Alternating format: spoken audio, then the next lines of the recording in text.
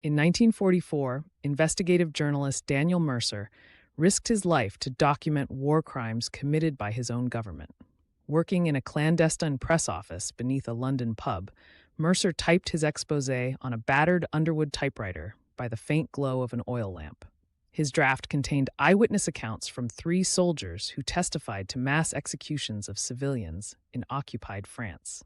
Mercer knew publication would mean treason charges. The British War Office had already jailed 6 reporters that year for undermining morale. On November 7, 1944, the Ministry of Information's Censorship Division raided Mercer's office based on an anonymous tip.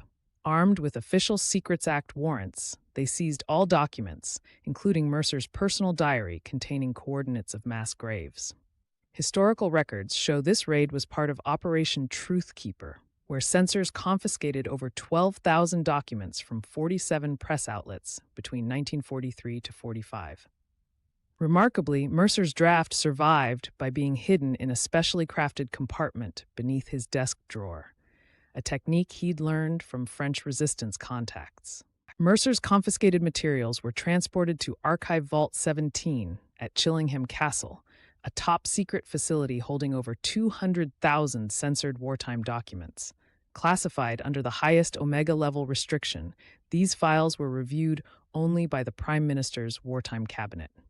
The Vault's 1945 inventory log, declassified in 2001, shows Mercer's box was mistakenly labeled Mercantile Shipping Records, an error that likely saved it from routine destruction.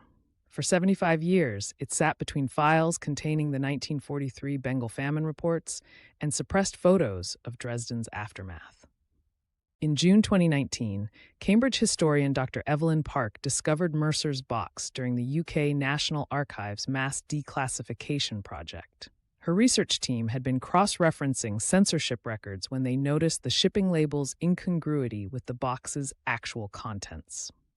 The discovery coincided with newly released MI5 files revealing Mercer had been under surveillance since 1943. Park's examination showed the draft remained remarkably preserved, with only slight foxing on the edges, a testament to the archive's humidity-controlled environment maintained since 1952. Mercer's 37-page draft detailed the Le Mans incident of June 1944, where British forces allegedly executed 73 French civilians mistaken for German collaborators. His investigation included signed testimonies from 2 officers and a chaplain, plus soil samples from mass graves. Modern forensic analysis confirmed Mercer's accounts. 2018 radar scans by the Université de Caen had already detected anomalous burial sites at the exact locations he described. Most damning was Mercer's interview with Captain Alistair Green, who confessed to following chain-of-command orders before disappearing in 1945. Dr. Park's team uncovered smoking gun evidence in newly digitized war diaries at the Imperial War Museum. The 7th Armored Division's log for June 11, 1944, listed 73 enemy combatants neutralized near Le Mans, contradicting official casualty reports. Even more compelling was a 1992 deathbed confession by Sergeant Thomas Blythe, discovered in a Yorkshire hospice archive, describing the same events Mercer documented. Satellite imagery analysis in 2020 confirmed disturbed Earth patterns consistent with Mercer's burial site sketches, all within 200 meters of where Allied forces were stationed. Dr. Park faced intense pressure when she shared her findings with the Ministry of Defense in 2020. Officials argued disclosure could damage UK-France relations and veterans' reputations, citing the 75-year secrecy rule. Legal experts noted Britain's Overseas Operations Bill would make prosecution impossible anyway. The Guardian's editor-in-chief, Catherine Viner, consulted for advice, revealed similar dilemmas during their Snowden reporting. Park's team debated for weeks: historical truth versus potential harm to living relatives, including Green's 93-year-old widow, who still believed her husband died honorably.